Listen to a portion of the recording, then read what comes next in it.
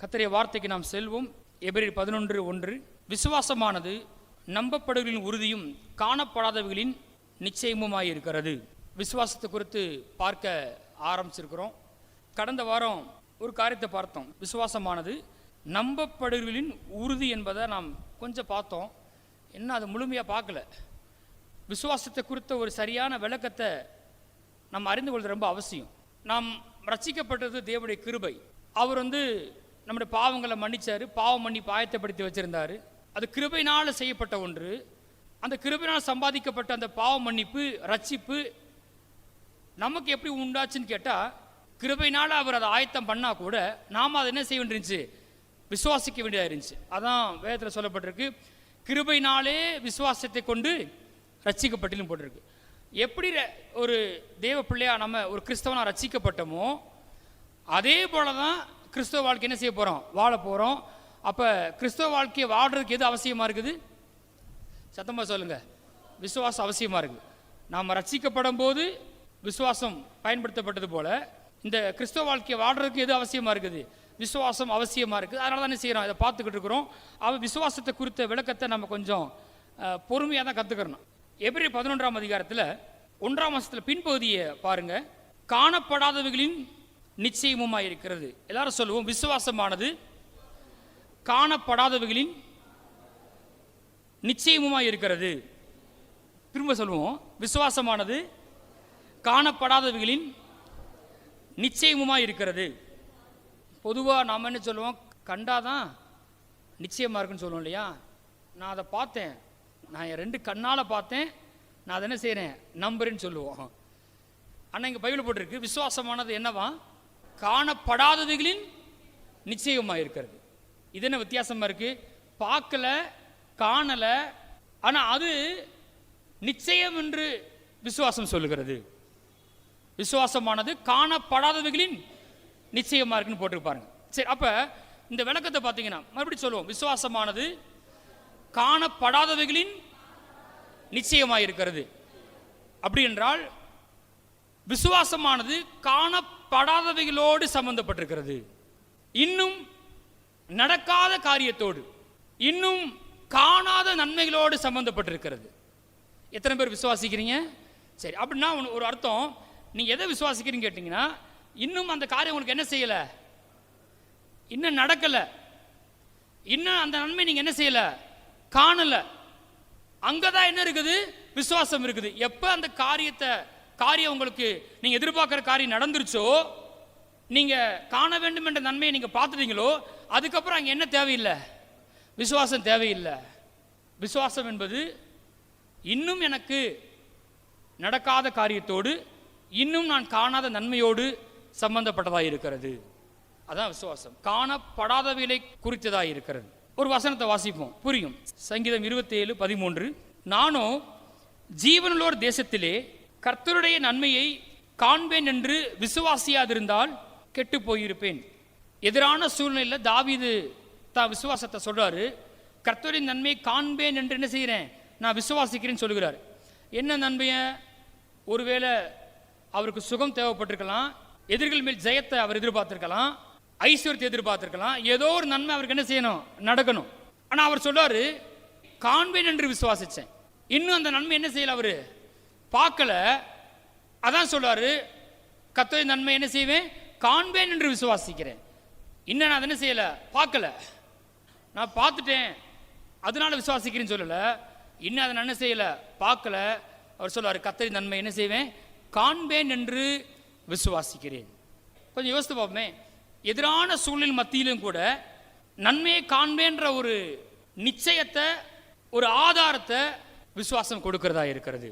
சூழ்நிலை எதிராக இருக்குது, என்ன தோணும்? அவ்வளோதான், கதை முடிஞ்சிச்சுன்னு தோணும். ஆனால் அவர் சொல்றாரு, இல்லை இல்லை, நானும் கர்த்தருடைய நன்மையை காண்பேன் என்று விசுவாசிக்கிறார். அப்படின்னா அந்த விசுவாசம் என்ன செய்யுது? இன்னும் காணலை, ஆனால் காண்பேன் என்கிற ஒரு நிச்சயத்தையும், நான் கண்டிப்பாக பார்ப்பேன் என்பதற்குரிய ஆதாரத்தையும் எது கொடுக்குது? விசுவாசம் கொடுக்கிறது. அப்படி அவரால் நம்ப முடியுது. ஏன் நம்ப முடியுது? இப்போ நீங்கள் கூட சொல்லலாம், பாஸ்டர் லாட்ரி சீட்டு எனக்கு விழுன்னு நான் விசுவாசிக்கிறேன். சொல்லாமல் சொல்லக்கூடாதா? லாட்ரி சீட்டு வாங்க போகிறேன், எனக்கு விழுன்னு என்ன செய்ய போகிறேன்? விசுவாசிக்க போகிறேன். நிச்சயமாக விசுவாசிக்க போகிறேன். நான் அதை ஆழமாக நம்ப போகிறேன். அப்படி சொன்னால் அது நடக்குமா? லாட்டரி சீட்டு உங்களுக்கு விழுன்னு சொல்லி வேதத்தில் போட்டிருக்கா? அப்படி போட்டிருக்கா? அப்படின்னு செயலில் போடலை. லாட்டரி சீட்டு விழுன்னு நீங்கள் வேணால் நிச்சயமாக நம்பிக்கிட்டு இருக்கலாம். ஆனால் அது உண்மை என்ன செய்ய போகிறதில்ல, நடக்க போகிறதில்ல. அது நடக்கலாம், நடக்காமையும் போகலாம். ஆனால் இவர் சொல்கிற ஒன்று, கர்த்தருடைய நன்மை நான் என்ன செய்வேன், கண்டிப்பாக காண்பேன் அப்படின்ற நிச்சயம் ஆதாரம் அவருக்குள்ள இருக்குது. இதனுடைய அடிப்படையில் தான் அவர் என்ன சொல்றாரு, கண்டிப்பாக நான் நன்மை என்ன செய்வேன், காண்பேன். அதுக்குரிய நிச்சயமும் ஆதாரத்தையும் எனக்குள்ள என்ன செய்ய முடியும், நான் பார்க்க முடிகிறது. விசுவாசம் எனக்கு அதை கொடுத்துருக்குது. லாட்டரி சீட்டு விழுமா அப்படின்னு கேட்டா நம்ம வேணா சொல்லலாம், என் பேருக்கு விழுன்னு சொல்லலாம், தவிர வேதத்தின் அடிப்படையில் என்ன செய்ய முடியாது, சொல்ல முடியாது. நீங்க வேணா நம்பலாம், நான் வேணா நம்பலாம், ஆழமா எனக்கு தான் விழ போகுது அப்படின்னு சொல்லிக்கலாம். ஆனா அது நடக்காம கூட போகும். ஆனா இவர் சொல்றது கண்டிப்பா என்ன செய்யும், நடக்கும். ஏன்னா இவருடைய விசுவாசம் கர்த்தருடைய வார்த்தையின் அடிப்படையில் இருக்கிறது. கர்த்தரின் நன்மையை காண்பேன் அப்படின்ற நிச்சயம், கண்டிப்பா நன்மை காண்பேன் என்பதற்குரிய ஆதாரம் அது எங்க இருந்து வந்திருக்கு கேட்டா, விசுவாசத்திலிருந்து வந்திருக்குது. அந்த விசுவாசம் எதிலிருந்து வந்திருக்குது, கர்த்தருடைய வார்த்தையிலிருந்து வந்திருக்கிறது. பார்ப்போமே, வேதம் சொல்லுதா நன்மையை காண்பேன், வேதம் சொல்லுதா? வாசிப்போம். அங்க சங்கீதம் 31:19 வாசிப்போம். உமக்கு பயந்தவர்களுக்கும் மனுபுத்திரருக்கு முன்பாக உம்மை நம்புகிறவர்களுக்கும் நீர் உண்டு பண்ணி வைத்திருக்கிற உம்முடைய நன்மை எவ்வளவு பெரிதாயிருக்கிறது. உங்க பேர்ல லாட்டரி சீட்டு விழுன்னு எங்கேயா எழுதி வச்சிருக்கா? ஆமேன்னு சொல்லுங்க, ஓமேன்னு சொல்லுங்க. அது நிச்சயம் கிடையாது. ஆனா இங்க இன்னொன்னு போட்டிருக்கு, எத்தனை பேர் கர்த்தருக்கு பயந்து இருக்கிறீங்க, எத்தனை பேர் மனுபுத்திரருக்கு முன்பாக கர்த்தரை நம்புறீங்க? அதுக்கு ஆமேன் கிடையாதா? ஆமேன். சரி, அப்ப வேதம் சொல்லுது, உமக்கு பயந்தவர்களுக்கும் மனுபுத்திரருக்கு முன்பாக உம்மை நம்புகிறவர்களுக்கும் நீர் உண்டு பண்ணி வைத்திருக்கிற நன்மை எவ்வளவு பெரிதாக இருக்கிறது. அப்ப எத்தனை பேர் நம்புறீங்க கர்த்தர் எனக்கண்டு நன்மையை உண்டு பண்ணி வைத்திருக்கிறார் என்று? இவருடைய விசுவாசம் சும்மா ஏதோ பிளைண்டா கிடையாது. அவருக்கு நல்லா தெரியுது, கர்த்தர் வார்த்தை சொல்லுது, கர்த்தருக்கு பயந்தவர்களுக்கும் மனுபுத்திரருக்கு முன்பாக அவர் நம்புகிறவர்களுக்கும் அவர் உண்டு பண்ணி வைத்திருக்க நன்மை எவ்வளவு பெரிதா இருக்கிறது. ஒன்னே ஒன்று வித்தியாசம், அந்த நன்மை நான் இப்ப என்னால என்ன செய்ய முடியல, பார்க்க முடியல, அவ்வளவுதான். ஆனா அவர் கண்டிப்பா உண்டு பண்ணி வச்சிருக்கிறாரு. இது வரைக்கும் நான் காணல, ஆனா கர்த்தர் நன்மை என்ன செய்வேன், காண்பேன்றார். அங்க வாசிப்போம். ஏசாயா 64:4 போங்க. தேவனே, உமக்கு காத்திருக்கிறவர்களுக்கு நீர் செய்பவைகளை நேரே அல்லாமல் உலகத் தோற்றம் முதற்கொண்டு ஒருவரும் கேட்டதுமில்லை, செவியால் உணர்ந்ததுமில்லை, அவைகளை கண்டதுமில்லை. ஆனா வேதம் என்ன சொல்லுது, கண்ணால பார்க்கல, காதால கேட்கல, மனசுல உணரல. ஆனா ஒண்ணு உறுதி, உமக்கு பயந்தவர்களுக்கு உமக்கு காத்திருக்கிறவர்களுக்கு நீர் செய்பவைகளை, நீர் ஆயத்தம் பண்ணினவைகளை செஞ்சிருக்காரா இல்லையா? காண்பிக்கிறேன். செய்பவைகளில் போட்டிருக்கு. புதிய பாட்டுக்கு இப்ப நம்ம போவோம். ஒண்ணு உறுதி, உமக்கு காத்திருக்கிறவர்களுக்கு நீர் செய்பவைகளை நீரே அல்லாமல் உலக தோற்றம் முதல் ஒருவரும் கேட்டதும் இல்லை, ஒருவரும் கண்டதும் இல்லை, ஒருவரும் உணர்ந்ததும் இல்லை. யாரோ அதை உணரல, அதை கேட்கல, அதை பார்க்கன்றதுக்காக அது இல்லை என்ற அர்த்தம் கிடையாது. நான் சொல்றேன், கர்த்தர் உங்களுக்கு பெரிய நன்மை ஆயத்தப்படுத்தி வைத்திருக்கிறாரு. யாருக்கு? அவருக்கு காத்திருப்பவர்களுக்கு. உமக்கு காத்திருப்பவர்களுக்கு நீர் செய்பவைகளை நீரே அல்லாமல். ரெண்டு பேர் தான் நம்பணும். ஒன்னு செய்யற அவரு, இன்னொன்னு யார் நம்பணும்? நான் நம்பணும். அவ்வளவுதான் போதும். வார்த்தை தெளிவா சொல்லுது. இருதயத்தில் தோன்றவும் இல்லை, செவியால கேட்டதும் இல்லை, கண்ணால பார்த்ததும் இல்லை. நாம எப்படி நம்புவோம்? எப்பயுமே ஒரு விஷயத்த காதால கேட்கணும், கண்ணால பார்க்கணும், ரெண்டுமே அவுட்டு. அங்க போலாம். மறுபடியும் புதிய ஏற்பாட்டில் வாசிக்கிறேன். 1 கொரிந்தியர் 2:9 வாசிப்போம். எழுதியிருக்கிறபடி தேவன் தம்மில் அன்பு கூறுவர்களுக்கு, சத்தமா வாசிங்க, ஆயத்தம் பண்ணினவைகளை கண் காணவும் இல்லை, காது கேட்கவும் இல்லை, அவைகள் மனுஷனுடைய இருதயத்தில் தோன்றவும் இல்லை. கர்த்தர் நன்மைகளை ஆயத்தம் பண்ணினது நிஜமா, நிஜம் இல்லையா? ஆனா அதை கண்ணு பார்த்துருக்கா? பார்க்கல. காது கேட்டிருக்கா? கேட்கல. யாரு மனசுல தோன்றிருக்குதா? தோன்றவும் இல்லை. ஆனா உண்மை நன்மையில் ஆயத்தமா இருக்கிறது நிஜம். கொஞ்சம் என்ன கவனிங்களேன். இன்னைக்கு நிறைய பேர் எல்லாரும் சேர்த்தா சொல்றேன், இந்த விசுவாச பிரசங்கத்தை விசுவாசம் இல்லை சொல்லுங்க, விசுவாசம் அது மாதிரி நிறைய பிரசங்கத்தை கேட்கறதுனால விசுவாசத்தை கற்றுக்கிட்டோன்னு நினைக்கிறாங்க பாருங்க. இன்னொன்று, விசுவாசத்தை சொன்ன உடனே இந்த நன்மைகளை வாங்குறதுக்காக மாத்திரம் சுருக்கிட்டாங்க பாருங்க. கார் வாங்கினா விசுவாசிக்கணும், உண்மைதான். ஏதோ நன்மைகளுக்காக மாத்திரம் பண்ணிட்டாங்க. விசுவாசத்தோடைய ஆழத்தை, அர்த்தத்தை சுருக்கிட்டோம். இன்னும் சொல்லப்போனால் நம்ம உண்மையாகவே என்ன செய்யல, அதை கற்றுக்கொள்ளவே இல்லை பாருங்க. ஆனால் என்ன சொல்கிறோம், நான் என்ன பண்ணுறேன், உண்மையாகவே பைபிள் படி விசுவாசிக்கிறது கிடையாது. ஆனால் வாயில் என்ன சொல்லிக்கிறது, நான் விசுவாசித்தேன் பிரதர், நான் விசுவாசித்தேன் பாஸ்டர். ஆனால் விசுவாசம் என்னன்னு தெரியுமான்னு கேட்டால் அது தெரியாது. போகிற போக்கில் என்ன செய்யறது, சொல்லி விடுறது. அதனால தான் நம்ம ரொம்ப ஆழமாக என்ன செய்ய போகிறோம், கற்றுக்கொள்ள போகிறோம். எதிரான சூழ்நிலையில் கூட கர்த்தர் எனக்கு நன்மை செய்வார், என்னை கைவிட மாட்டார், அவர் என் பட்சமாக இருக்கிறாரு, அவருடைய திட்டம் நிறைவேறும் என்று நம்ப வைக்கிறதா விசுவாசம். ஆமென். இதில் ஆழமான காரியம் இருக்குது. விசுவாசம்னா சும்மா கிடையாது.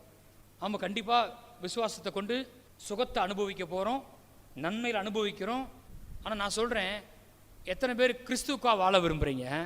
கிறிஸ்துக்கா அந்த பூமியில் வாழ்ந்து அவருடைய திட்டத்தை நிறைவேற்றணுமா? அதுக்கு கண்டிப்பாக நம்ம என்ன செய்யணும், விசுவாசத்தை கற்றுக்கொள்ள வேண்டும். ஒரு விஷயத்தை நம்பணும். நான் விசுவாசிக்கிறேன்னு சொன்னால் விசுவாசிப்பதற்கும் காண்பதற்கும் எந்த சம்பந்தமும் இல்லை. விசுவாசம் காணப்படாதவைகளோடு சம்பந்தப்பட்டிருக்கிறது. கர்த்தருடைய நன்மையை காண்பேன், இனிமேல் தான் காண போறேன். அதே நேரத்தில் லாட்டரி சீட்டு விழும் அந்த விசுவாசம் இல்லை, இது வேற. கர்த்தர் நன்மை ஏன் காண்பேன்னு சொன்னா, எனக்காக கர்த்தர் நன்மைகளை ஆயத்தம் பண்ணி வைத்திருக்கிறார், ஆயத்தம் பண்ணி வைத்திருக்கார் என்று கர்த்தருடைய வார்த்தை சொல்லுகிறது. அதை நான் கேட்கும் போது எனக்குள்ள என்ன உண்டாகுது, விசுவாசம் உண்டாகிறது. ஆனா அந்த நன்மை நான் என்ன செய்யல, காணவில்லை. நான் கேட்கிறேன், கர்த்தர் நன்மை எத்தனை பேர் நீங்க எதிர்பார்க்கிற நன்மை பார்த்துட்டீங்க அப்படின்னு கேட்டா இல்ல. ஆனா அந்த நன்மை ஆயத்தம் எத்தனை பேர் நம்புறீங்க? ஆமா, அந்த நன்மை என்ன செய்யல, என் கண்ணால பார்க்கல, கையால நான் தொடல. ஆனா அந்த நன்மை எனக்கு ஆயத்தமா இருக்கு என்பது நிஜம். நான் கண்ணால பார்க்காது என்பதற்காக, நான் தொட முடியும் என்பதற்காக அது இல்லை என்ற அர்த்தம் கிடையாது. விசுவாசமானது காணப்படாதவைகளின் நிச்சயமாய் இருக்கிறது. காணப்படாதவைகளை குறித்து எனக்கு ஆதாரம் கொடுக்கிறதா இருக்கிறது. கர்த்தர் வார்த்தையிலிருந்து வருகிற ஃபெய்த், விசுவாசம் எனக்கு எவிடன்ஸ் கொடுக்குது, எனக்கு ப்ரூஃப் கொடுக்குது, என்ன கன்வின்ஸ் பண்ணுது. கண்டிப்பா நன்மையை நான் காண்பேன். எது? கர்த்தர் வார்த்தையிலிருந்து என் இதயத்தில் உண்டாகிற விசுவாசம் என்னை நம்ப வைக்குது. ஆனால் நான் என்ன செய்யல, இன்னும் அதை பார்க்கல. சரி, கண்கள் சொன்னா உங்களுக்கு என்ன ஞாபகம் வரும்? அதே கண்களா? என்ன வரும்? கண்கள் சொன்ன வந்துருச்சு பார்வை. ஐன்னு சொன்னோடனே சைட், ஐ சைட். இந்த கண்ணு நம்ம தேவன் கொடுத்த ஒரு சரீரத்தை கொடுத்த ஒரு உறுப்பு. ஐம்புலன்கள் கேள்விப்பட்டிருக்கிறோம், சென்சஸ். அப்போ கண்ணு ஒரு சென்ஸ் கொடுக்குது, ஒரு புலன் இருக்கு. என்னன்னு கேட்டால் பார்வையை கொடுக்குது.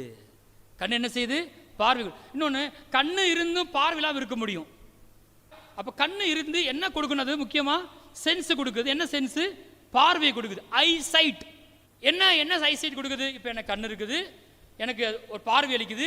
நான் இங்கிட்ட திரும்பி பார்த்த உடனே அங்கே ஃபேன் இருக்குன்னு என்ன செய்யறதுனால பார்க்க முடியுது. இந்த சரீரப்பிரகாரமான மண்டலத்தில் பொருட்களை காணும்படி செய்கிறது. இந்த கண்ணு பார்வை அளிக்குது. அதன் மூலமாக, அந்த சென்ஸ் மூலமாக நான் பொருட்கள் என்ன செய்கிறேன்? பார்க்கிறேன். கண்ணானது எனக்கு பார்வை என்கிற சென்ஸை கொடுப்பதனால, புலனை கொடுப்பதனால என்னால் பொருட்கள் என்ன செய்ய முடியுது? பார்க்க முடிகிறது. அதே போல கர்த்தருடைய வார்த்தையிலிருந்து என் இருதயத்தில் உண்டாகிற விசுவாசம் எனக்கு ஒரு பார்வையை கொடுக்குது. இந்த சரீரப்பிரகாரமான கண்ணால் பார்க்க முடியாததை என்னை பார்க்க வைக்கிறது. என் சரீரத்தில் இருக்கிற கண்ணு சரீரப்பிரகாரமான காரியங்களை, பொருட்களை பார்க்க எனக்கு சென்ஸ் கொடுக்குற மாதிரி, கர்த்தருடைய வார்த்தையிலிருந்து இதயத்தில் உண்டாகிற ஃபெய்த், விசுவாசம் எனக்கு ஒரு பார்வை கொடுக்குது. என் இதயத்தில் ஒரு விஷயத்தை பார்க்க முடியுது. காணக்கூடாதவர்களை என்னை பார்க்க வைக்கிறது. அப்போ ஃபெய்த்தும் ஒரு கண்ணு மாதிரி தான். விசுவாசம் பார்வை அளிக்கிறது, காணாதவர்கள் என்னை பார்க்க வைக்கிறது. இன்னும் அந்த சுகத்தை என்ன செய்யல, பார்க்கல. இன்னும் அந்த நன்மையை நான் பார்க்கல, இன்னும் அந்த பெருக்கத்தை பார்க்கல. ஆனால் ஃபெய்த் எனக்கு ஒரு சைட்டு கொடுக்குது, ஒரு ஆவிக்குரிய பார்வையை கொடுக்குது. இல்லை, நீ இப்படி தான் பெருக போற, இந்த நன்மை நீ பார்க்க போற, நீ இப்படி தான் இருக்க போற அப்படின்னு என்ன செய்யுது, என்ன பார்க்க வைக்குது. ஆனால் இந்த கண்ணில் பார்த்தா தப்பா இருக்குது. ஆனால் உள்ள இருக்க கண்ணு சொல்லுது இல்லை இல்லை இல்லை, விசுவாசம் சொல்லுது இன்னும் நீ இந்த வெளியே பார்க்கல, காணப்படாதது தான், ஆனால் உள்ள உன்னால் என்ன செய்ய முடியுது, பார்க்க முடியுது. கர்த்தருடைய வார்த்தை கண்டிப்பாக அதை தொடர்ந்து கேட்கும்போது நமக்குள்ள விசுவாசத்தை உண்டாக்கும். அதெல்லாம் இல்லைங்க அப்படின்னு சொல்லவே முடியாது. நம்ம வேணால் கேட்காம இருப்போமே தவிர, கர்த்தர் வார்த்தையை ஒரு மனுஷன் கேட்டு தியானித்து அறிக்கை செஞ்சு தொடர்ந்து அதுக்கு நேரத்தை கொடுப்பான்னா கண்டிப்பாக அவன் எப்படிப்பட்ட மனுஷனாக மாறுவான், விசுவாசம் நிறைந்த மனுஷனாக மாறுவான். சரி, மறுபடியும் சொல்லுவோம். விசுவாசமானது காணப்படாதவைகளின் நிச்சயமாக இருக்கிறது. சரியா? என்ன செய்யுது, காணப்படாததை குறித்து ஒரு நிச்சயத்தை கொடுக்குது, காணப்படலை ஆனால் ஆதாரத்தை கொடுக்குது. சரி, இப்போ காணப்படாதவைகள் நம்ம பேசுறதுனால அது இல்லைன்னு அர்த்தம் கிடையாது. இப்போ இப்படி சொல்கிறேனே, தேவதைகள் இருக்காங்களா? நான் தான் தேவதைன்றீங்களா? நம்புகிறோம் இல்லையா? தேவதைகள் இருக்காங்களா? கிடையாது. நீங்கள் நானும் வேணால் நம்ம நம்பிக்கிட்டு இருக்கோம் தேவதைகள் செய்கிறாங்க இருக்கிறாங்கன்னு. தேவதைகள் கிடையாது, தேவ தூதர்கள் இருக்கிறாங்க. நம்ம ஆழமாக நம்புகிறோம், நம்ம பார்க்கல, ஆனால் என்ன நினச்சிக்கிட்டு இருக்கோம், தேவதைகள் இருக்காங்க நினச்சிட்டு இருக்கோம், நம்பிக்கிட்டு இருக்கு. நீங்கள் நம்பிக்கைங்க, ஹலோ, நீங்கள் நம்பிக்கைங்க. பார்க்க முடியலங்க, ஆனால் ஒரு நிஜம் இருக்குது நீங்கள் நினைக்கிறீங்க, ஆனால் அது நிஜமே கிடையாது. ஃபெய்த்து ஒரு விஷயத்தை நம்ப வைக்குது, ஒரு காரியத்தை குறித்து நிச்சயத்தை கொடுக்குது. எதை குறித்து கொடுக்க தெரியுமா? காணப்படலன் தான் உண்மையை தவிர, ஆனால் அது நிஜமாக இருக்கிறது. அது ஃபுல்லா நிஜம். அந்த நன்மை நிஜம், கர்த்தர் நிஜம், பரலோகம் நிஜம், தேவ தூதர்கள் நிஜம், பரிசுத்த ஆவியானவர் நிஜம். விசுவாசம் பிளைண்டா உன்னை நம்ப சொல்லல, உண்மையாகவே நிஜமாகவே இருக்கிறது ஆவிக்குரிய மண்டலத்தில். அதை நம்மால பார்க்க முடியல, ஆனா நம்ம இதயத்தில் உண்டான விசுவாசம் அதை பார்க்க வைக்கிறது. இல்லாததை பார்க்க வைக்கல, இருக்கிற நிஜத்தை தான் என்ன செய்யுது, நம்மளை நம்ப வைக்குது. இருக்கிற நிஜத்தை, மாறாத நிஜத்தை நம்மளை நம்ப வைக்குது. என்ன சொன்னேன்? விசுவாசம்னா காணப்படாத நிச்சயம் சொன்னதுனால ஏதோ இல்லவே இல்லை போல எதையோ நம்ப சொல்லுது. இந்த விசுவாசம் இருக்காது ஆனா இருக்குன்னு சொல்லுது, இருக்கு ஆனா இல்லைன்னு சொல்லுவாங்க. அது மாதிரி இல்லை ஆனா இருக்குன்னு சொல்லுது இந்த விசுவாசம். இல்லை இல்லை, உண்மையில அது என்ன செய்யுது, இருக்குது. இந்த கண்ணால தான் பார்க்க முடியலையே தவிர, நம்முடைய இருதயத்தில் வார்த்தை வரும்போது ஃபெய்த் உண்டாகி அது என்ன செய்யுது, நம்மளை பார்க்க வைக்குது, நம்மளை நம்ப வைக்குது. இதுக்கப்புறம் தான் நம்ம ஃபெய்த்தை பற்றி எபிரேயர் 11ஆம் அதிகாரத்தில் ஃபுல்லாக போக போகிறோம். இதை கொஞ்சம் தாண்டணும் நம்ம. அப்புறம் போய் சந்தேகம் வரக்கூடாது, பாஸ்டர் நம்பிக்கைன்னா என்ன, விசுவாசம்னா என்ன, விசுவாசம் என்னன்னு தெரியல அப்படி சொல்லக்கூடாது. நம்மால் பார்க்க முடியாத ஆவிக்குரிய நிஜங்களை குறித்து நமக்குள் இருக்கிற ஆழமான நிச்சயமே விசுவாசம். நம்மால பார்க்க முடியல, ஆனா உண்மையாகவே மெய்யாகவே இருக்கிற ஆவிக்குரிய நிஜங்களை குறித்து நம்ம நம்மளேன்னு இருக்கா, அது இல்லைன்னு போயிட போறது கிடையாது, அது இருக்குது. ஆனா அதை குறித்து நமக்குள்ள ஒரு ஆழமான நிச்சயத்தை உண்டாக்குறது தான் என்னது, விசுவாசம். எத்தனை பேர் இயேசுவை பார்த்துருக்கிறீங்க? எத்தனை பேர் இயேசு நேர பார்த்துருக்கீங்க? யாரும் என்ன செய்யல, பார்த்ததில்ல. நேராக பார்த்துருக்கோமா? ஆனால் நேராக வர முடியுமா? தரிசனம் கொடுத்துருக்காரா? கொடுத்துருக்காரு. நான் கேட்குற கேள்வி, பொதுவாக நம்மளால் யாராவது நேர இயேசுவை பார்த்தப்பறம் தான் நம்பணுமா? கிடையாது. எத்தனை பேர் இயேசு இப்போ இங்கே இருக்காரு நம்புறீங்க? என்னங்க எப்படி சொல்கிறீங்க? எத்தனை பேர் இப்போ இயேசுவை கண்ணால் பார்க்க முடியுது? பார்க்க முடியல. எத்தனை பேர் நம்புறீங்க இயேசு இங்கே இருக்கிறாருன்னு? உங்களோட பெரிய இதாக இருக்கே, பார்க்க முடியாதுன்றீங்க ஆனால் இருக்காருன்றீங்க. அவர் நான் பார்க்கவே இல்லை ஆனால் அவர் மேலே அன்பு கூறேன்னு சொல்கிறீங்க. அதுக்கு பேர் தான் விசுவாசம். அதுக்கு பேர் தான் விசுவாசம். அதே போல தான் உங்களுக்கு சுகம் உண்டாகும், அதே போல தான் நமக்கு நன்மை உண்டாகும், அதே போல தான் பெருக்க உண்டாகும். பார்க்க முடியல ஆனால் நிஜம். வாசிப்போம் 1 பேதுரு 1:8. சீக்கிரமாக போவோம். அவரை நீங்கள் எவரை? இயேசுவை நீங்கள் காணாமல் இருந்தும் அவரிடத்தில் அன்பு கூறுறீர்கள். என்னங்க வித்தியாசமாக இருக்கு. எத்தனை பேர் இயேசுவை அன்பு கூறுறீங்க? எல்லாரும் அவரை நேசிக்கிறோம், ஆனால் அவரை பார்த்துருக்கோமான்னு கேட்டால் பார்க்கவே இல்லை. இயேசுவை நீங்கள் காணாமல் இருந்தும் அவரிடத்தில் அன்பு கூறுவீர்கள், இப்பொழுது அவரை தரிசியாமல் இருந்தும் அவரிடத்தில் விசுவாசம் வைத்து சொல்லி முடியாததும் மகிமையால் நிறைந்ததுமாயிருக்கிற சந்தோஷமுள்ளவர்களாய் களி கூர்ந்து. அவரை நீங்கள் என்ன செய்யலை, தரிசிக்கவே இல்லை, ஆனால் அவர் என்ன வச்சிருக்கீங்க, விசுவாசம் வச்சிருக்கிறீங்க.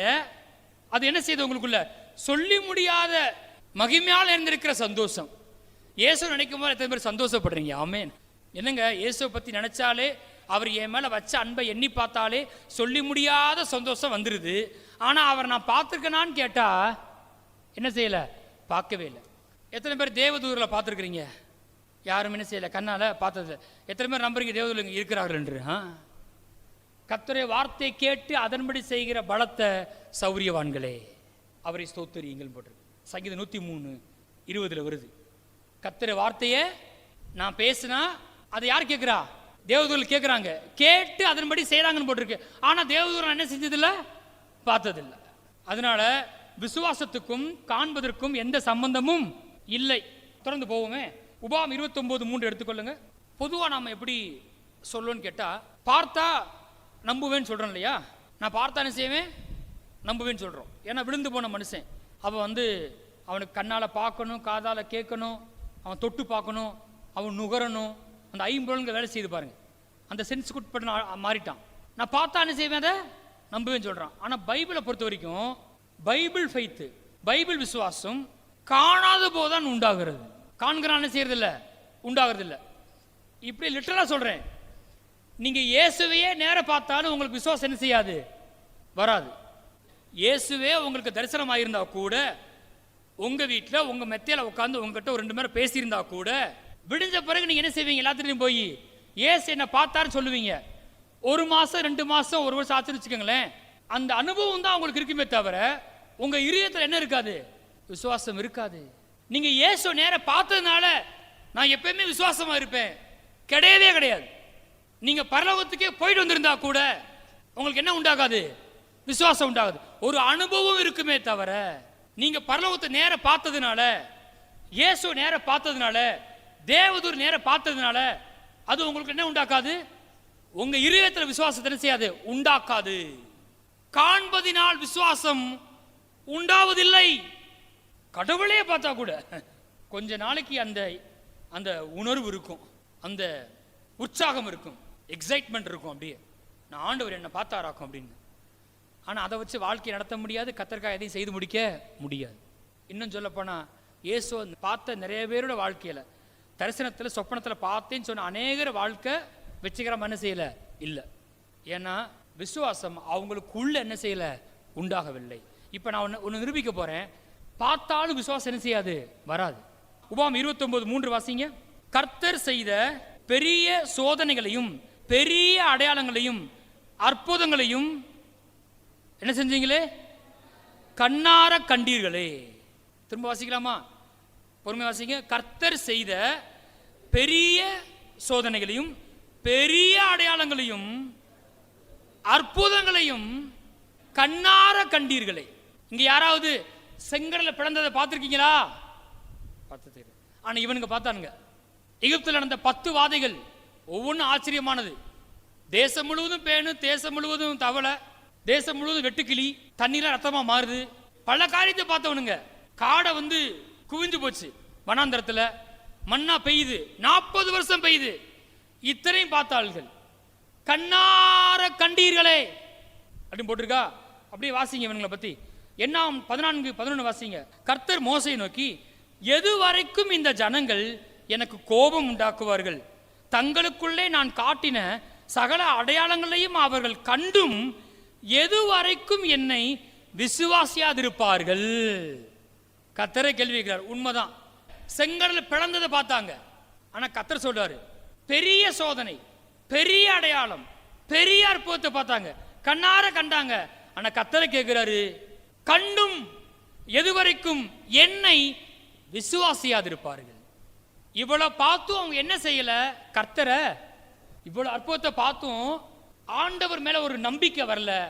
அன்னைக்கு அற்புதம் செஞ்சவர் இன்னைக்கு அற்புதம் செய்வார் என்ன செய்யல, வரவே இல்லை. அப்ப பார்க்கறதுனால பெரிய அற்புதத்தை கண்ணால பார்த்துட்டேன், அதனால ஃபெய்த் வந்துடும் அப்படின்னு செய்யாது, வராது. அப்ப வேற ஏதோ வழி இருக்குன்னு அர்த்தம். கரெக்டா, வேற ஏதோ வழி இருக்குது.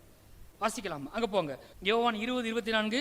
இயேசு வந்திருந்த போது 12 ஒருவனாகிய திதிமு என்னப்பட்ட தோமா என்பவன் அவருடனே கூட இருக்கவில்லை. எப்ப வந்தபோது? இயேசு உயிர் தெழுந்த பின்பு பிரசன்னமாகிறாரு. அப்ப யார் இல்லை அங்க? தோமா இல்லை. அது சொல்லப்பட்டிருக்கு. 25 வாசிப்போம். மற்ற சீசர்கள் எல்லாம் வாசிப்போம். கர்த்தரை, திரும்ப சொல்லுங்க, கர்த்தரை கண்டோம். என்ன சொல்றாங்க? கர்த்தரை கண்டோம் என்று அவனுடனே சொன்னார்கள். அதற்கு அவன், அவருடைய கைகளில் ஆணிலால் உண்டான காயத்தை நான் கண்டு அந்த காயத்திலே என் விரலை விட்டு என் கையை அவருடைய விழாவிலே போட்டால் ஒழிய விசுவாசிக்க மாட்டேன் என்றான். அப்படி நீ ஒன்றும் என்ன செய்ய வேணாம். எல்லாரும் சொல்றாங்க இயேசுவை நாங்கள் என்ன பண்ணோம், பார்த்தோம், கத்தரை கண்டோம்ன்றாங்க. ஒன்று அவன் சொல்றான், கதை விடாதீங்கடா, சிலுவையில் அடிச்சு புதைச்சாச்சு, கத்தரை கண்டோன்றீங்க. சரி நான் நம்புறேன். என்ன எப்போ நம்புவேன்னு கேட்டா, அவர் சிலுவையில் அடிச்சாங்கல்ல, அவர் கையில் என்ன வந்திருக்கும், ஆணினால் உண்டான காயம் வந்திருக்கு இல்லையா, அந்த காயத்தை நான் என்ன செய்யணும், நான் பார்க்கணும்.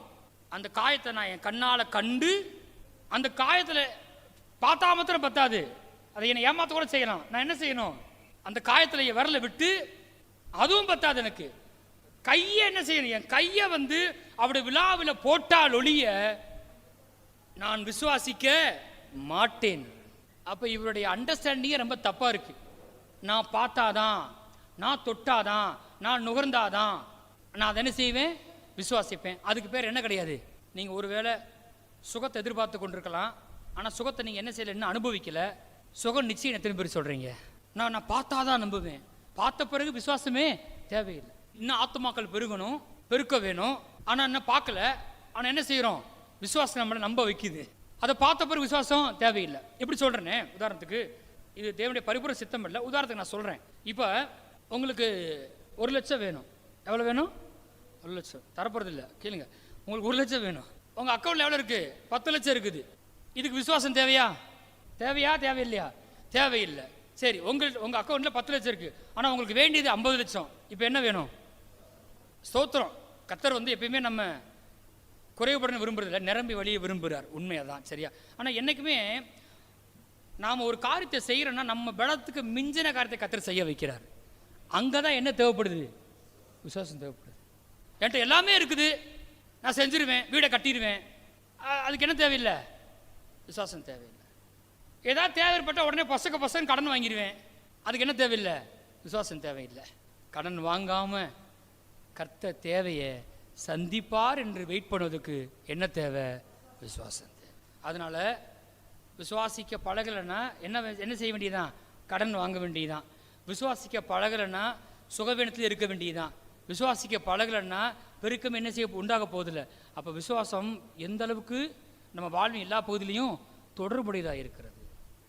அப்போ இவன் சொல்கிறான், இப்படிலாம் செய்தால் ஒழிய நான் என்ன செய்ய மாட்டேன், விசுவாசிக்க மாட்டேன்னு சொன்ன உடனே 26 வாசிங்க. மறுபடியும் 8 நாளைக்கு பின்பு அவருடைய சீசர்கள் வீட்டுக்குள்ளே இருந்தார்கள், தோமாவும் அவர்களோடு கூட இருந்தான். கதவுகள் பூட்டப்பட்டிருந்தது. அப்பொழுது இயேசு வந்து நடுவே நின்று உங்களுக்கு சமாதானம் என்றார். பர்பஸாக பார்த்துட்டு தான் வராரு. இப்போ தோமா இருக்கானா இல்லையான், கர்த்தர் நல்லவர், சந்தேகத்தை என்ன பண்ணுறாரு, நிவர்த்தி பண்ணுறாரு. தொடர்ந்து வாசிப்போம். பின்பு அவர் கரெக்டாக யாரை பேசுகிறாரு, தோமாவை நோக்கி, நீ உன் விரலை இங்கே நீட்டி என் கைகளை பார், உன் கையை நீட்டி என் விழாவிலே போடு, அவிசுவாசியா இராமல் விசுவாசியார். போட்டு உடைச்சிட்டாரு. நீ யாரு, கண்டாதான் நம்புவேன்னு சொன்னேன்ல, அப்ப நீ யாரு, முடிச்சிட்டார். நீ யாரு, அவிசுவாசி. நீ யாரு, அவிசுவாசி. அவிசுவாசியாராம என்ன செய்யற, விசுவாசியாரு. பார்த்தாதான் நம்புவேன், நீ அவிசுவாசி. பார்த்தாதான் நம்புவேன்னு சொல்றது என்னவே கிடையாது, விசுவாசமே கிடையாது. நான் எதிர்பார்க்க தன்மை கிடைச்சிருச்சுன்னா அங்க விசுவாசமே இல்லை, முடிஞ்சிருச்சு. அப்ப ஆண்டவர் சொல்றாரு, அப்படி இராத அப்படி சொல்லிட்டு தோமா அவருக்கு பிரதித்திரமாக சென்டிமெண்டா, என் ஆண்டவரே என் தேவனே, இந்த வேலையில் என்ன செய்யாத வச்சுக்கிறாத, ஆண்டவரேன்ற தேவனேன்ற லவ் யூன்ற, ஆனால் என்ன செய்ய மாட்டேன்ற, விசுவாசிக்க மாட்டேன்ற. இந்த மாதிரி வார்த்தையெல்லாம் போட்டால் நான் அப்படியே மயங்கிறேன்னு நினச்சிடாத. சரி, ஓகே. அப்போ இயேசு பேசுறார். அதற்கு இயேசு, தோமாவே, நீ என்னை கண்டதினாலே விசுவாசித்தாய், காணாதிருந்தும் விசுவாசிக்கிறவர்கள் பாக்கியவான். எத்தனை பேர் காணாதிருந்தும் விசுவாசிக்கிறீங்க? இப்போ என்ன வித்தியாசம்னா சொல்லுங்க, காணாதிருந்தும் விசுவாசிக்கிறவர்கள் ஆசீர்வதிக்கப்பட்டவர்கள், பாக்கியவான்கள் போட்டுக்கலையா, அதுக்கு பேர் பிளஸ்டு. அப்ப பிளஸிங் எந்த பக்கம் வருது, கண்டு நம்பின பக்கம் வரல, காணாதிருந்தும் நம்புகிற பக்கம் தான் என்ன வருது, பிளஸிங் வருது. யார் பிளஸ்டு, காணாதிருந்தும் விசுவாசிக்கிறவர்களே பாக்கியவான்கள். உங்க கடன் நீங்க எத்தனை பேர் விசுவாசிக்கிறீங்க? கடன் நீங்க கர்த்தர் அற்புதத்தை செய்வார் எத்தனை பேர் விசுவாசிக்கிறீங்க? இன்னைக்கு எல்லாரும் ஒவ்வொரு காரியத்தை வெளியே போயிட்டு இருக்கலாம், அதுல ஒரு அற்புதத்தை செய்வார் எத்தனை பேர் நீங்க நம்புறீங்க? ஆமே. காணாதிருந்தும் விசுவாசிக்கிறவர்கள் பாக்கியவான். நல்லா புரிஞ்சுக்கிறணும். இந்த ஒரு விஷயத்தை எடுத்துட்டு போனா போதும், சொல்லி முடிக்க போறேன். 2 காரியத்தை. முதல்ல ஒரு வெளிப்பாடு, விசுவாசத்தை பற்றி. விசுவாசம் என்பது காணப்படாதவைகளோடு சம்பந்தப்பட்டிருக்கிறது. காணப்படாதவைகள் சொன்னதுனால அது இல்லைன்னு அர்த்தம் கிடையாது. அதுதான் ஆவிக்குரிய நிஜமாக இருக்குது. அதை குறித்து எனக்குள்ள ஒரு நிச்சயத்தை விசுவாசம் செய்து உண்டாக்குது. காண்பதற்கும் விசுவாசத்துக்கு எந்த சம்பந்தமும் இல்லை. விசுவாசத்துக்கும் காண்பதற்கும் சம்பந்தம் இல்லை. ரெண்டுமே 180 டிகிரி ஆப்போசிட். இது கிழக்குனா அது மேற்கு, அந்த மாதிரி இருக்குது. அதான் பைபிள் போட்டிருக்கு, நாங்களோ தரிசித்து நடவாமல் விசுவாசித்து நடக்கிறோம். 2 கொரிந்தியர் 5:7 போட்டிருக்கு, நாங்களோ தரிசித்து நடவாமல் விசுவாசித்து நடக்கிறோம். இன்னைக்கு நடக்கிற காரியத்தை வச்சு என் வாழ்க்கையில் இப்படி நடக்க போகுது அப்படின்னு நம்புற ஆள் நான் கிடையாது. அப்படின்னா ஊழியத்தை செஞ்சிருக்க முடியாது. அங்கே போனால் பிரச்சனை, இங்கே போனால் பிரச்சனை, அங்கே தொல்லை பண்ணுறான், இங்கே தொல்லை பண்ணுறான், இதையே பார்த்துக்கிட்டு இருந்தோம்னா நாங்கள் ஊழியம் செஞ்சிருக்க முடியாது, சபை என்ன செய்ய முடியாது, நாட்டிருக்க முடியாது. நாங்களோ தரிசித்து இருக்கிற பிரச்சனையை தரிசித்து நடவாமல் விசுவாசித்து நடக்கிறோம். அந்த பிரச்சனை இருக்கிறது உண்மைதான், ஆனால் கர்த்தர் அற்புதம் செய்வார். என்ன சொல்லுங்க, நாங்களோ தரிசித்து நடவாமல் விசுவாசித்து நடக்கிறோம். சரியா?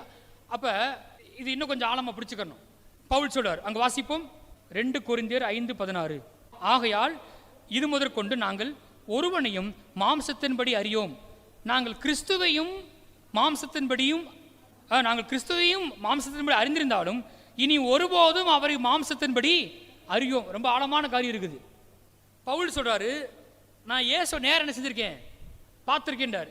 மாம்சத்தின்படி இயேசுவை நாங்க பார்த்திருந்தா கூட, இன்னும் மற்ற அப்போஸ்தலர் எடுத்துக்கிறோம், அவங்களாம் பக்கத்தே இருந்து பார்த்தாங்க, தொட்டாங்க, மார்பில் சார்ந்திருந்தாங்க, கண்ணால பார்த்தாங்க, மாம்சத்தின்படி அறிஞ்சிருந்தாங்க. ஆனா இப்போ ஒரு தீர்மானம் எடுக்கிறாங்க, நாங்க கிறிஸ்துவையே மாம்சத்தின்படி அறிந்திருந்தா கூட இனி ஒருபோதும் அவரை மாம்சத்தின்படி அறியோம். அவர் எப்படி இருந்தாரு, அவர் பார்க்கும்போது அப்படி இருந்தாரு, அவர் பார்த்ததுனால நான் நம்புறேன், நான் என் மேல அன்பா இருக்காரு, அவர் பார்த்தா நான் ரொம்ப மனதுருக்கமுள்ள இருந்தாரு, அவரை பார்த்ததுனால நான் நம்புறேன் அவர் சுகமாக்குவாரு. அப்படிலாம் நாங்கள் என்ன செய்ய மாட்டோம், நம்ப மாட்டோம் இனிமேல். அது சரியான வழி கிடையாது. அதனால யாராவது நம்ம சபை ஜனங்கள் பார்த்துக்கோங்க, உங்களுக்கா ஏதோ ஒரு சொப்பனமோ தரிசனமோ வசனத்தின்படி வந்தா என்ன செய்யுங்க, நம்புங்க, உங்களுக்குள்ளே வச்சுக்கோங்க. அது வந்ததுனால நீங்க பெரிய ஆள் கிடையாது. உங்களுக்கு ஏதோ சொப்பனம் தரிசனம் வந்ததுனால நீங்க பெரிய ஆள் கிடையாது. ஐம் சாரி, அது பெரிய விஷயம், ஸ்தோத்திரம், அது பெரிய விஷயம் கிடையாது. அதை வைத்து வாழ முடியாது. யாராவது வந்து உங்கள்கிட்ட வீட்டில் வந்து, நான் இயேசுவை பார்த்தேன்னா சந்தோஷம், அப்படியா, ஓகே, என்ன கேட்டார், உங்களை கேட்டாரா, நான் பார்த்து மாம்சத்தின்படி நாங்கள் பார்த்ததை வச்சே நாங்கள் வாழ மாட்டோம், அது எங்களுக்கு தேவை இல்லைன்றாங்க. இப்போ இன்னொரு ஆழமான காரியம் பாருங்க, கிறிஸ்துவ மாத்திரமல்ல, நாங்கள் மற்றவங்களையும் எப்படி செய்ய மாட்டோம், மாம்சத்தின்படி அறிய மாட்டோம், எங்களையும் மாம்சத்தின்படி நாங்கள் பார்க்க மாட்டோம். எல்லாவற்றையும் எப்படி பார்ப்போம்னு கேட்டால் கர்த்தருடைய வார்த்தையின்படி தான் பார்ப்போம். உதாரணத்துக்கு ஒன்று சொல்கிறேன், கவனிங்களேன். பிசாசுடைய தந்திரம் என்ன தெரியுமா, நம்ம ஒரு தப்பு செஞ்சிட்டோம்னா அதை வச்சே நாம் யாருன்னு அவன் என்ன செய்வான், நம்மகிட்ட சொல்லிகிட்டே இருப்பான். ஆனால் கர்த்தர் அதை பெருசுப்படுத்துறது இல்லவே இல்லை. ஒரு பிரச்சனை வழியாக போகும்போது நம்ம அந்த பிரச்சனையை பெருசாக பார்க்குறோம், ஆனால் கர்த்தர் அதை என்ன செய்யறதில்ல, பெருசாகவே பார்க்கறது இல்லை. பிசாசு தந்திரம் என்ன செய்யறான்னு கேட்டீங்கன்னா, பெரிய கர்த்தரை பார்க்க விடாத அப்படி ஒரு தடை உண்டாக்குறனே தவிர அது நிஜமே கிடையாது. அவனுடைய தந்திரம் எல்லாம் என்ன செய்யணும், கர்த்தரை பார்க்க விடக்கூடாது, வசனத்தின்படி நிஜத்தை பார்க்கக்கூடாது. அப்போ நான் மாம்சத்தின்படி என்னையும் நான் பார்க்க மாட்டேன். ஆமாம், இன்னைக்கு என்கிட்ட சில குறைகள் இருக்குது, என்னை பற்றி மற்றவங்க ஒன்று சொல்கிறாங்க, மற்றவங்க நான் பார்க்கும்போது சில குறைகள் இருக்குது, அது ரியாலிட்டி கிடையாது, அது நிஜம் கிடையாது. கர்த்தர் வார்த்தை என்னை குறித்து என்ன சொல்லுதோ அதான் நிஜம். அது சொல்லுது, நீ ஆசீர்வதிக்கப்பட்டவன், நீ பெரிய காரியங்களை செய்வாய், நீ மென்மேலும் பலப்படுவாய். எவ்வளவோ விஷயத்தை பேசுது பைபிள். நான் யாருன்னு, ஒருவன் கிறிஸ்துக்குள் இருந்தால் புது சிஷ்யா இருக்கிறான், பழையவைகள் எல்லாம் ஒளிந்து போயின, எல்லாம் புதிதாயின. அந்த ஆவிக்குரிய நிஜத்தை என்ன செய்யறது இல்லை, பார்க்க விடுறது கிடையாது. ஆனால் ஃபெய்த் பார்க்க வைக்குது. நன்மைக்காக மாத்திரம் இல்லை, அந்த வீடை கட்டிடுவோம், அதுக்கும் அவசியம். நல்ல வாகனத்தை வாங்கிறோம், சபை பெருகும், அதுக்கும் அவசியம். அன்றாட வாழ்க்கையில ஆவிக்குரிய நிஜத்தை பார்க்கறதுக்கு எது அவசியம், வசனத்திலிருந்து வருகிற விசுவாசம் அவசியம். ஏன்னா பார்க்கும்போது சரியில்லையே. பேதுருவை கர்த்தர் முத பார்க்கும்போது எப்படி இருந்தான், நாணல் மாதிரி இருந்தான். அவனை வச்சு ஒன்றும் செய்ய முடியாது, அவனை வச்சு ஒண்ணுமே செய்ய முடியாது. ஆனா கர்த்தர் சொல்றாரு, அவனை கேபாவா மாத்தினார், தூணா மாத்தினார். ஒரு பிள்ளை கூட ஆபிரகாமை பார்த்து ஆபிராம் பேசல, ஆபிரகாம்ன்றார். பயப்படுற கிதியோனை பார்த்து பராக்கிரமசாலின்றார். அவர் ஆவிக்குரிய நிஜத்தை பார்க்கிறாரு, நான் உன்னை வேற மாதிரி பார்க்கிறேன்றார். அப்ப அவர் பார்க்கிறாரு, சரி, இப்ப யார் பார்க்கணும், நான் பார்க்கணும். அதுக்கு எது வேணும்? விசுவாசம் வேணும். அது எங்க இருந்து வருது? கர்த்தர் வார்த்தையிலிருந்து வருது. இல்ல பாஸ்டர், நான் பார்க்கறதா நிஜம். நீங்க பார்க்கற நிஜம் கிடையாது, அது மாறிடும். உங்களை குறித்து நம்மை குறித்து தேவன் வச்சிருக்க திட்டம் ரொம்ப பெருசு, அதுதான் நிஜம். அதை பத்தி எங்க போட்டிருக்கு? கர்த்தருடைய வார்த்தையில போட்டிருக்கு. நாம முதிர் வயதிலும் கனிதந்து புஷ்டி பசுமையா இருப்போம். வேணும் அப்படி பிக்சர் வச்சிருக்கு. ஓல்டு ஏஜ்ல கூட வயசானா கூட என்ன கொடுப்போமா? கனி கொடுப்போம். ரொம்ப யூஸ்ஃபுல்லா இருப்போம் நம்ம மற்றவங்களுக்கு. அப்படி வாழ்க்கை சொல்லுது வேதம். அதை பிசாசு என்ன செய்ய மாட்டான்? பார்க்க விட மாட்டான். மார்க் 6ல் 1 வாசிங்க. அவர் அவிடம் விட்டு புறப்பட்டு தாம் வளர்ந்த ஊருக்கு வந்தார். எங்க வந்தாரு? வளர்ந்த ஊருக்கு. அவர் வளர்ந்துருப்பார்ல, அந்த ஊருக்கு வந்துட்டார். வளர்ந்த ஊருக்கு வந்தார். அவருடைய சீசர் அவரோடு கூட வந்தார்கள். ஓய்வு நாளான போது ஜெப ஆலயத்தில் உபதேசம் பண்ண தொடங்கினார். அநேகர் கேட்டு ஆச்சரியப்பட்டு, இவைகள் இவனுக்கு எங்கே இருந்து வந்தது? இவன் கைகளினால் இப்படிப்பட்ட பலத்த செய்கையில் நடக்கும்படி இவனுக்கு கொடுக்கப்பட்ட ஞானம் எப்படிப்பட்டது? இவன் சொல்லுங்க, தச்சன் அல்லவா? மரியாளுடைய குமாரன் அல்லவா? யாக்கோபு, யோசே, யூதா, சீமோன் என்பவர்களுக்கு சகோதரன் அல்லவா? இவன் சகோதரிகளும் இங்கே நம்மிடத்தில் இருக்கார் அல்லவா என்று சொல்லி அவரை குறித்து இடரடைந்தார்கள். இயேசு அவர்கள் நோக்கி, தீர்க்கதரிசி ஒருவன் தன் ஊரிலும் தன் இனத்தாரிலும் தன் வீட்டிலுமே அன்றி வேறெங்கும் கனவீனம் அடையான். இயேசுக்கு என்ன நிலைமைன்னு பாருங்க. சரியா? மதிக்க மாட்டேன்றாங்க. இப்ப வாசிப்போம். அங்க போட்டிருக்கு, அங்கே அவர், அதாவது தான் வளர்ந்த ஊர்ல அங்கே அவர் சில நோயாளிகள் மேல் கைகளை வைத்து அவர்களை குணமாக்கினதை அன்றி வேறொரு அற்புதமும் செய்யக்கூடாமல் அவருடைய அவிசுவாசத்தை குறித்து ஆச்சரியப்பட்டு கிராமங்களிலே சுற்றித் திரிந்து உபதேசம் பண்ணினார். வளர்ந்த ஊர்ல இயேசுவை பார்த்தே வளர்ந்த ஆட்கள். அவர் பிரசங்கம் பண்ணவனே, இவன் யாரா? இவன் நமக்கு தெரிஞ்ச பையதானே, மரியாள் குமாரன், தச்சன் வீட்டு ஆசாரி வீட்டிலிருந்து வந்தவன் தானவே அப்படின்றாங்க. சொல்லிட்டு அவரை நம்ப மறுக்கிறாங்க. ஆனால் லிட்டரலா இயேசு எங்க இருக்காரு? தேவத்துவத்தின் பரிபூரணம் எங்க இருக்குது? இயேசுக்குள்ள இருக்குது. தேவனே மாம்சத்தை வெளிப்பட்டிருக்காரு. கண்ணார பார்க்கறாங்க. யாரை பார்க்கறாங்க? இயேசுவை பார்க்கறாங்க. அந்த இயேசுவால இவங்களுக்கு ஒரு அற்புதமும் செய்ய மாட்டேன்ட்டாரா? செய்யக்கூடாமல் போட்டிருக்கு. அதான் சொன்னாரு, கண்ணு தெரியாத குருடே கையை வைக்கிறாரு, வச்சுட்டு சொல்றாரு, உன் விசுவாசத்தின்படி உனக்கு கடவுள். என்னால உன் கண்ணை சுகமாக்க முடியாது நீ நினைச்சிட்டு இருந்தேன்னா நான் கையை வச்சாலும் என்ன ஆகாது? சுகமாகாது. அப்ப இவங்க இயேசுவை பார்க்கறாங்க, ஒரு அற்புதத்தையும் பெற்றுக்கொள்ள முடியல. ஒன்று பண்ணாரு. என்ன பண்ணாரு அதுக்கப்புறம் இயேசு? சொல்லுங்க, என்ன பண்ணாரு? அவர் ஊருக்கு வந்தாரு, யாருக்கு அற்புதம் செய்ய முடியல, உடனே கோச்சிட்டு போயிட்டாரா? என்ன பண்ணாரு? கிராமங்கள் அங்கே சுற்றி திரிந்து என்ன பண்ணாரு? உபதேசம் பண்ணார். கண்டுபிடிச்சார். அதான் கரெக்டு. என்ன நேர பார்த்தாலும் என்ன நடக்காது? அற்புதம் நடக்காது. நான் கூட்டத்துக்குள்ள போனா கூட எல்லாரும் தொட்டாலும் என்ன நடக்காது? சுகம் வராது. 1000 பேர் நெருக்கினாலும் யாரு ஒரு அந்த 12 வருஷம் பெருமாள் ஒரு ஸ்திரீ என்னை குறித்து உள்ள விசுவாசிக்கிறாளோ அவளுக்கு தான் அற்புதம் நடக்கும். அதனால யாராவது, பாஸ்டர் இயேசுவை மட்டும் நான் கண்ணால பார்த்துட்டேன், என் வாழ்க்கை நான் இன்னும் பாஸ்டர், கண்டிப்பா என்ன செய்யாது? ஆகாது. இயேசு சொல்லிட்டு போயிடுவார், இல்லைம்மா என்னை பார்த்தாலும் ஒன்றும் என்ன செய்யாது? நடக்காது. நீ மறுபடியும் என்ன செய்யணும்? உபதேசத்தை கேட்கணும். வார்த்தையை கேட்டு அது உனக்குள்ள என்ன செய்யணும்? நிச்சயத்தை உண்டாக்க வேண்டும். எப்படி பாஸ்டர் கண்ணாலையும் பார்க்கக்கூடாதுன்றீங்க, பார்க்காம நிச்சயம் வருன்றீங்க, எப்படி வரும் அப்படின்னு கேட்டா, இன்னொன்று பார்த்தாலுமே விசுவாசம் வராதுன்றோம். செங்கடல பிளந்தவன் பார்த்துட்டான், ஆனால் கர்த்தர் மேல் என்ன வரல? ஃபெய்த்தே வரல. அதாவது என்னன்னா, ஒரு முறை செங்கடல பிளந்ததை பார்த்துட்டான், திரும்ப யோர்தான் வந்தா நம்ப முடியல. செங்கடல பிளந்ததை பார்த்ததுனால அவனுக்கு ஃபெய்த் வந்திருக்கும், வராது. அவன் அதை எடுத்து என்னமோ உள்ள என்ன செஞ்சிருக்கணும். செஞ்சிருந்தா செங்கடல பிளந்தவர் யோர்தானையும் பிளப்பார்ன்ற விசுவாசம் என்ன செஞ்சு அவனுக்கு வந்திருக்கும். செங்கடலையே பிளந்த வல்லம் அவருக்கு இருக்குன்னா யோர்தான் அவருக்கு ரொம்ப ஈஸின்னு வந்திருக்கும். இதை செய்ய எனக்கு வல்லமை உண்டு என்று விசுவாசிக்கிறாயா அப்படின்னு கேட்கிறார் ஆண்டவர். அப்ப எப்படி இது வருது அப்படின்னு கேட்டீங்கன்னா, 2 பேதுரு 1:16, நாங்கள் தந்திரமான கட்டுக்கதைகளை பின்பற்றவர்களாக அல்ல, அவருடைய மகத்துவத்தை கண்ணார கண்டவர்களாகவே நம்முடைய கர்த்தராகிய இயேசு கிறிஸ்துவின் வல்லமையும் வருகையும் உங்களுக்கு அறிவித்தோம். அவர் சொல்ற நியாயம் இருக்குது. நாங்கள் இயேசு கண்ணார கண்டோம், அவர் மகத்துவத்தை கண்ணார கண்டோம். அவர் சொல்றார், அவரும் சொல்றாரு, வாசிப்போம் தொடர்ந்து, இவர் என்னுடைய நேசகுமாரன், இவருக்கு பிரியமா இருக்கிறேன் என்று சொல்லுகிற சத்தம் உன்னதமான மகிமையிலிருந்து அவருக்கு உண்டாகி பிதாவாகிய தேவனால் அவர் கனத்தை மகிமையை பெற்ற போது அவருடைய கூட நாங்கள் பரிசுத்த பர்வத்தில் இருக்கையில் வானத்திலிருந்து பிறந்த அந்த சத்தத்தை கேட்டோம். நிறைய முறை பார்த்துருக்கோம் இல்லையா? இவர் என் நேசகுமாரன், இவரில் பிரியமா இருக்கிறேன் அப்படின்னு பிதா சத்தம் கொடுக்கும்போது யாராவது அங்கே இருந்தீங்களா? மருவமலையில் இருந்தீங்களா? யாருமே இல்லை, யாருமே கிடையாது. ஆனால் பேர் சொல்ல நாங்களாம் அங்கே இருந்தோம், அந்த சத்தத்தை என்ன செஞ்சோம்? நாங்கள் கேட்டோம். இவர் என் நேசகுமாரன், இவரில் பிரியமா இருக்கிறேன் என்று பிதா சத்தம் கொடுத்த போது அங்க நாங்க என்ன செஞ்சோம்? இருந்தோம். அவரோட மகிமையை கண்ணார கண்டோம், அந்த சத்தத்தை காதால கேட்டோம். அப்ப உங்களை விட எங்களுக்கு தான் விசுவாசம் ரொம்ப அதிகமா இருக்கும் அப்படின்னு அவர் என்ன செய்யல சொல்ல. இதெல்லாம் பண்ணா கூட வாசிப்பு அடுத்த வசனத்தை என்ன போட்டிருக்கு? கேட்டும் கூட அதிக உறுதியான தீர்க்க தரிசன வசனமும் நமக்கு உண்டு. பொழுது விடுந்து விடிவெள்ளி உங்கள் இருதயங்கள் உதிக்கும் அளவும் இருளுள்ள ஸ்தலத்தில் பிரகாசிக்கிற விளக்கை போன்ற அவ்வசனத்தை கவனித்திருப்பது நலமாயிருக்கும். இதெல்லாம் நாங்க பார்த்தா கூட கேட்டா கூட எது நலன் கேட்டா அதிக உறுதியான தீர்க்க தரிசன வசனமும் நமக்கு உண்டு. எத்தனை பேருக்கு வசனம் இருக்குது? அதை தான் கவனிக்கணும். இப்ப நமக்கு எது நம்பிக்கைன்னு கேட்டா, கர்த்தர் மாத்திரம் நேர பிரசனம் ஆயிட்டாருன்னா காரியம் மாறாது. நாங்கெல்லாம் பார்த்தோம், நாங்கெல்லாம் கேட்டோம். இப்ப அவர் போயிட்டாரு, பிதா பக்கத்தில் உட்காந்துட்டாரு, அடிக்கடி வாங்கினா வந்துட்டே இருக்க மாட்டாரு, உள்ள இருக்காரு. இப்ப என்ன கொடுத்துருக்காருன்னு கேட்டா, இந்த இருளுள்ள உலகத்தை வாழ்றதுக்கு அதிக உறுதியான வசனத்தை கொடுத்திருக்காரு. இப்ப எதை கவனிக்கணும்? வசனத்தை கவனிக்கணும்.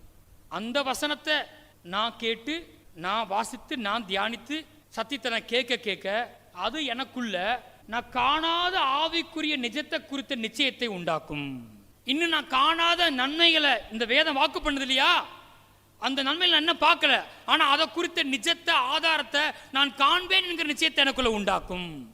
நான் பெருகுவேன், எனக்கு சுகம் உண்டாகும், நான் பிள்ளை பெற்றெடுப்பேன், இந்த திருமண காரியம் வாய்க்கும், இந்த தொழில் நல்லா மாறும், இந்த ஊழிய பெருகு என்பதை நான் காண்பேன். அது இன்னைக்கு நான் பார்க்கல, ஆனா வசனத்திலிருந்து உண்டாகிற விசுவாசம் எனக்கு அப்படி காண வைப்பதற்கு ஒரு ஆதாரத்தை, ஒரு நிச்சயத்தை அது உண்டாக்குகிறது.